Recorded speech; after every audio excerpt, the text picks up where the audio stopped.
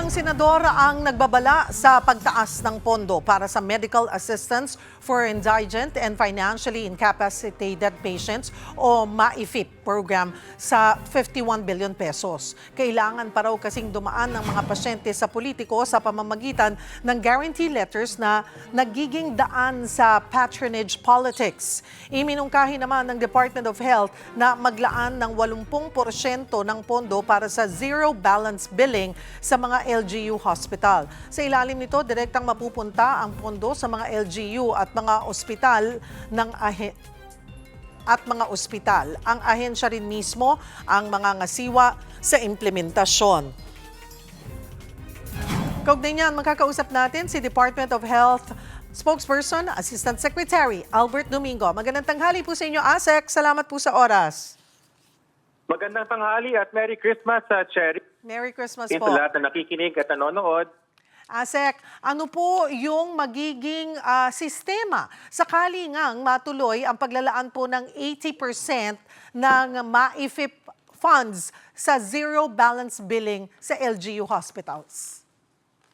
Malaking amount yung pinag-uusapan natin dito, Cheryl. No? Maraming salamat una sa Kongreso, parehong sa Senado, Kamara, na yung kanilang pagbigay ng pondo para sa kalusugan ay makikita sa bilang. No? Sa ngayon, 51 billion yung maisip na sinasabi. Ngunit ang mahalaga sa DOH ay iwasan na nga natin na ito ay idaan sa mga politiko. Bawal ho talaga yung guarantee letters, dapat hindi ho ganun yung nangyayari. Kung mabibigyan ho ng sapat na bilang ng budget ang ating Department of Health para dito, yung 80% ng 51 billion, so roughly laging mo na sa mga 40 billion or so yan, pwede niyang magpondo dun sa 55 na level 2 at level 3 na ospital ng mga LGU. Ito yung mga malalaking ospital, Cheryl, na pwedeng sumalo. Hindi na kayang tignan ng DOH hospitals kasi napupuno kami dahil sa zero balance billing. Paano ho makakatiyak nga na hindi talaga dadaan sa mga politiko ang pondo at direktang mapupunta sa mga ospital at pasyente, ASEC? Cheryl, ang utos ng ating Pangulong Marcos Jr. na pinapatupad ng ating kalihim na ay isa lang dapat ang kinakausap ng mga pasyente. At yan ang billing section ng ospital. Dapat kaya siya tinawag na zero balance billing, yung ating bill kapag nakarating na doon sa pasyente, zero na dapat. Ibig sabihin, yung mga kwentahan, yung mga tuklihan, doon na nangyayari, doon sa loob ng billing section, kung pwede nga sa computer na lang. At mahalaga dito yung pondo na ilalagay sa batas na diretso na sa mga LG hospitals through a memorandum of agreement with the Department of Health hospitals. ASEC, ano po yung magiging papel ng PhilHealth, partikular ng YAKAP program sa implementasyon ng MAIFIP at zero balance billing? Dalawa po ang papel ng PhilHealth dito, Cheryl. Una sa lahat, ang YAKAP kasi para sa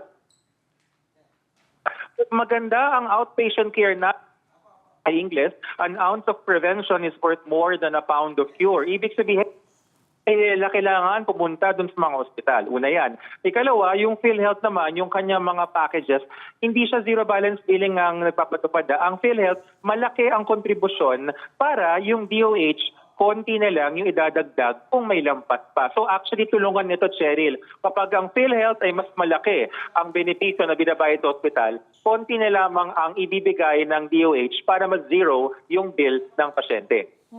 Oras po ng mapagbigyan, ang hiling po ng DOH, ASEC, may sapat bang kakayahan ang mga LGU hospitals, lalo na sa mga probinsya, para ipatupad po ang zero balance billing kapag lumawak yung saklaw po nito?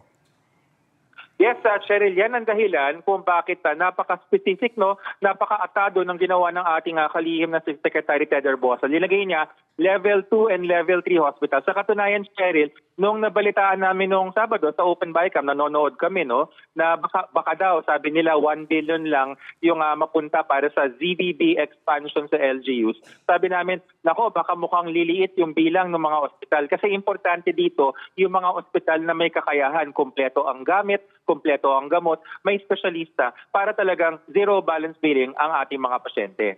Paano po tutugunan ng DOH yung mga kritisismo, ASEC, na mas mainam daw na ilaan na lamang yung dagdag na pondo direkta sa PhilHealth kaysa sa MAIFIP? Ito ang kailangan maintindihan ng ating mga kababayan, Cheryl. ang pagbigay ng pera sa PhilHealth ay step 1 lamang para ang perang ito ay makarating sa mga ospital na gumagamot sa ating mga mamamayan. Ano yung step 2? Dapat taasan yung package, yung pakete, yung case rate, yung zip benefit at iba pa para mas mataas yung bayad at kailangan mabilis yung bayad. Yan ho ang ginagawa na ng ating PCO Edwin Mercado, pero ang alam po natin, it takes time. Yan po yung sinasabi ng mga senador. So habang hindi pa nangyayari yun, hindi natin binibigay dun sa maisip na totally discretionary, pero idadaan natin sa mga DOH hospitals na siyang mga kontrata dun sa LGU.